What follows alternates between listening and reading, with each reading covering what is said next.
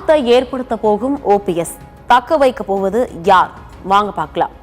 ஒரு காலத்துல தமிழகத்தின் 3 முறை முதலமைச்சரா பன்னீர்செல்வம் பதவியேற்றார். ஜெயலலிதா உயிருடன் இருந்த போதும் அவர் மறைந்த பின்னரும் முதல்வர் பொறுப்பை ஏற்ற அனுபவம் கொண்டவர் இவர். அரசியல்ல இது யாருக்கும் அமையாத ஒரு வாய்ப்பு அப்படின்னே சொல்லலாம். ஆனா இன்று அதிமுகவிலிருந்து வெளியேற்றப்பட்டு அதிமுக தொண்டர்கள் உரிமை மீட்பு குழு அப்படிங்கிற அமைப்பின் ஒருங்கிணைப்பாளராக மட்டுமே அரசியல்ல பயணத்தை தொடர்ந்து வராரு.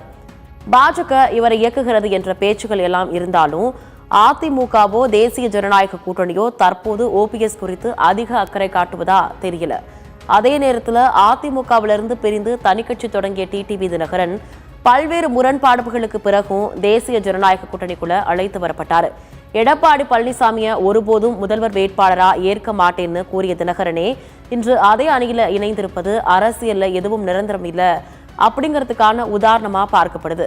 இதை மனதில் வச்சுக்கொண்டே பெரியகுளம் அருகே தனது பண்ணை வீட்டில் ஆலோசனை நடத்திய பன்னீர்செல்வம் அதிமுக ஒன்றிணைப்பு குறித்து வெளிப்படையான கருத்துக்களை முன்வச்சாரு. ஒன்றிணைந்தால் வெற்றி உறுதி என்றும் அதற்கு தானும் தயாராக இருப்பதாகவும் கூறி வந்தார். ஆனா இந்த அழைப்புக்கு பதில் சொல்வதற்கு கூட நேரம் எடுத்துக்கொள்ளாமல் அதிமுக பொதுச் செயலர் எடப்பாடி பழனிசாமி கடுமையா மறுத்தாரு. கட்சி துரோகம் செய்தவர் மீண்டும் அதிமுகவில் சேர வாய்ப்பே இல்லை என்ற அவரது கருத்து ஓபிஎஸ்ஸுக்கான கதவுகள் முற்றிலும் மூடப்பட்டு விட்டதையே உணர்த்துது.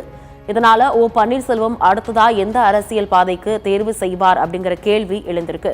துரோகம் செய்த ஓபிஎஸ்ஸுக்கு கட்சிக்குள்ள இனி வேலை இல்லை அப்படின்னு அதிமுக பொதுச் செயலர் எடப்பாடி பழனிசாமி மீண்டும் ஒருமுறை அழுத்தமா சொல்லிவிட்டதாலும் என்டிஏ கூட்டணிக்கு இன்னும் தேவைப்படும் நபராகவே இருக்கிறாரு ஓபிஎஸ். காரணம் கடந்த தேர்தலில் பழித்து கொண்ட பாடம். என்டிஏ மட்டுமல்ல திமுக தவேக தரப்புகளிலேயும் ஓபிஎஸ் வருகையை எதிர்பார்த்து சில கணக்குகள் போடப்பட்டிருக்கு. இப்படி 3 முக்கிய அணிகள்ல இருந்தும் ஓபிஎஸ் வரவை எதிர்பார்க்க முக்கிய காரணங்கள் இருக்குது. கடந்த 2024ஆம் ஆண்டு நாடாளுமன்ற தேர்தலில் பாஜக கூட்டணியில இணைந்த ராமநாதபுரம் தொகுதியில போட்டியிட்டாரு ஓபிஎஸ். அதுல கணிசமான வாக்குகளை பெற்று தோல்வியையே சந்திச்சாரு. தொடர்ந்து பாஜக கூட்டணியில நீடித்து வந்த பன்னீர்செல்வம் 2025ஆம் ஆண்டு ஜூலை மாத இறுதியில தமிழ்நாட்டிற்கு பிரதமர் நரேந்திர மோடி வந்தபோது அவரை வாழ்த்தவும் வழி அனுப்பவும் அனுமதி கோரி கடிதம் எழுதினார். ஆனா அவ்வாய்ப்பு வழங்கப்படாத நிலையில தேசிய ஜனநாயக கூட்டணியிலிருந்து வெளியேறுவதா அறிவிச்சாரு. இந்த நிலையில பன்னீர்செல்வத்தின் ஆதரவாளர்களா இருந்தவர்கள் ஒவ்வொருவரா வெவ்வேறு கட்சிகளுக்கு செல்ல ஆரம்பிச்சாங்க.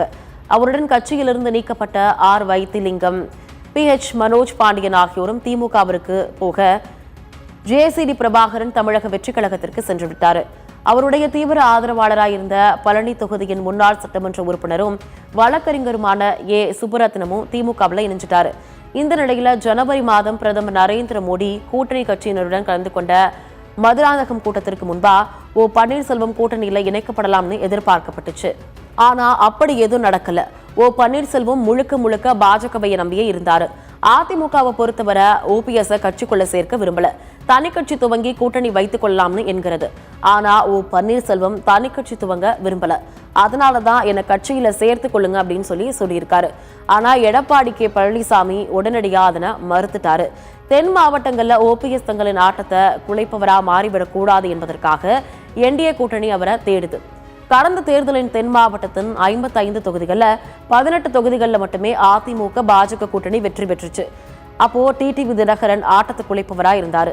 வன்னியருக்கான 10.5% இடஒதுக்கீடு, சசிகலா, தினகரன் ஆகியோரை கட்சியிலிருந்து நீக்கியது உள்ளிட்ட காரணங்களால இபிஎஸ் மீது கோபத்தில் இருந்த ஒரு குறிப்பிட்ட சமூக வாக்குகள் தினகரனுக்கு ஆதரவளிச்சு அதிமுகவின் வெற்றியை பறிச்சது. இப்போ தினகரன் அதிமுக கூட்டணிக்குள்ள வந்துவிட்டதாலும் ஓபிஎஸ் வெளியே நிற்கிறாரு. இதனால கடந்த தேர்தலில் எடுத்த அதே நிலைப்பாட்டை குறிப்பிட்ட சமூகம் இம்முறையும் கையில எடுக்கும் வாய்ப்பு இருக்குது. அதே போல ஓபிஎஸ்ஐ இம்முறை ஆட்டத்தை குலைக்க விட்டுவிடக் கூடாது அப்படிங்கிறதுக்காக அவரை கூட்டணிக்குள்ள கொண்டு வர பாஜக இன்னமும் மெனக்கிட்டு தான் இருக்கு. திமுக தரப்பும் ஓபிஎஸ் இந்த பக்கம் வந்தா பலமா இருக்குமே அப்படிங்கிற கணக்கை போட்டுட்டு இருக்கு.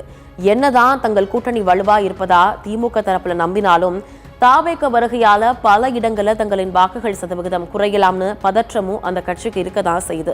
அதை சரிக்கட்ட ஓபிஎஸ் போன்ற தலைவர்கள் தேவைப்படுறாங்க.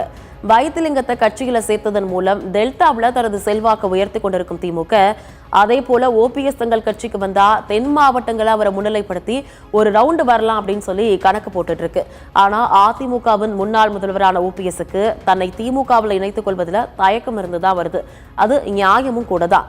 அந்த நியாயத்தை புரிந்து கொண்ட அவரை தனி அணியா கூட்டணிக்குள்ள சேர்த்துக் கொள்ளவும் தயாராக இருக்கிறது திமுக.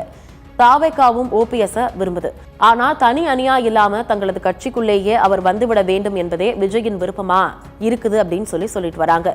அப்படி வந்தா மேற்கு மண்டலத்துல செங்கோட்டையனிடம் ஒப்படைத்தது போல தென் மண்டலத்தை ஓபிஎஸ் ஒப்படைத்து விடலாம்னு நினைக்கிறாராம் விஜய். வடக்கு மண்டலத்துல ராமதாஸ், தென் மண்டலத்துல ஓபிஎஸ், மேற்கு மண்டலத்துல செங்கோட்டைன்னு சாதி ரீதியான வாக்குகளை ஈர்க்க தனியா ஒரு கணக்கு போடுது தவேக. இப்படி 3 முக்கிய அணிகளுக்கும் தேவைப்படும் நபராயிருக்கும் ஓபிஎஸ் இந்த ஒரு தேர்தலை விட தான் மற்றும் தன்னை நம்பி இருப்பவர்களின் அரசியல் எதிர்காலத்தை முக்கியமா நினைக்கிறாரு.